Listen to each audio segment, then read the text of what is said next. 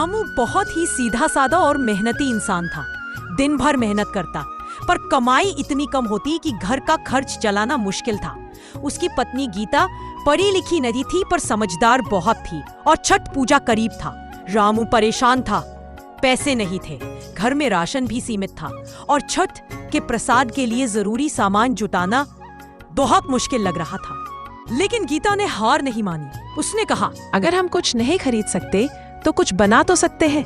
इस बार छठ का व्रत भी करेंगे और कुछ बेचकर कमाई भी। गीता का आइडिया।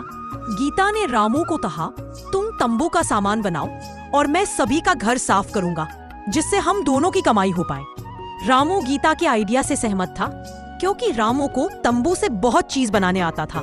रामू ने घर से थोड़ा तंबू लाने के लिए जंगल की ओर निकल गया और गीता दूसरे के घर काम करने चली गई।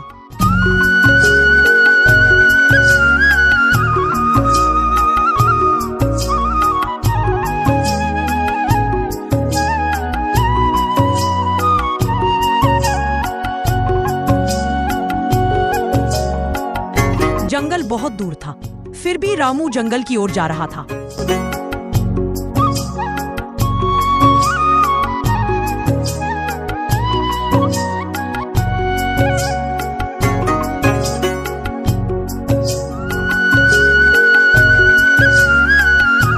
रामू जंगल में पहुंच गया। हे वन देवता, आपको मेरा प्रणाम। आप कृपया हमें कुछ बम्बू दे दो, जिससे मैं कुछ चीजें बना के छत में बेच पाऊं और छठ पूजा कर पाऊं।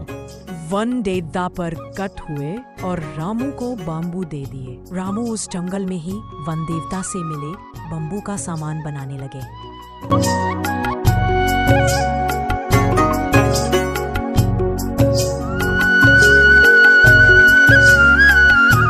अरे अब तो बहुत बम्बू का सामान बना लिए, अब बम्बू को बेचने के लिए गांव में जाना पड़ेगा। हे वन देवता, आपका धन्यवाद बम्बू देने के लिए। अब मैं जा रहा हूँ बम्बू से बने सामान को बेचने के लिए। रामू सभी सामान को लेके शहर की ओर जाने लगा।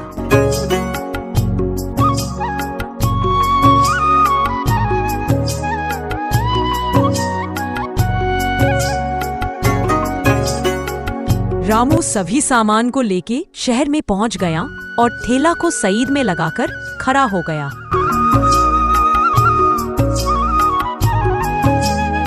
रामू बहुत समय तक खड़ा था और ग्राहक का इंतजार में इधर उधर देख रहा था, लेकिन एक भी ग्राहक रामू को भी दिखता तो रामू आवाज लगाने लगे, छठ पूजा का सामान ले लो, बम्बू से बना सामान चंगेला ले लो, चंगेला। रामू बहुत देर तक शहर में आवाज लगा रहा था, लेकिन एक भी ग्राहक को न आया तो रामू बाजार की ओर निकल गया।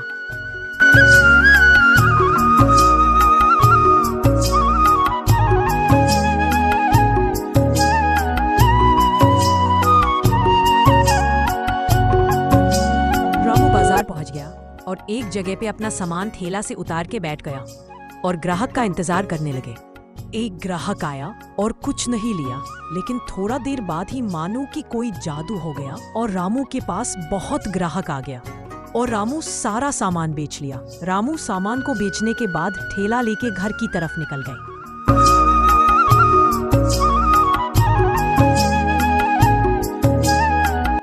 रामू अपना घर आया और खुशी के मारे अपनी पत्नी को आवाज लगा रहा था, अरे ओ मीरा, मीरा ओ मीरा।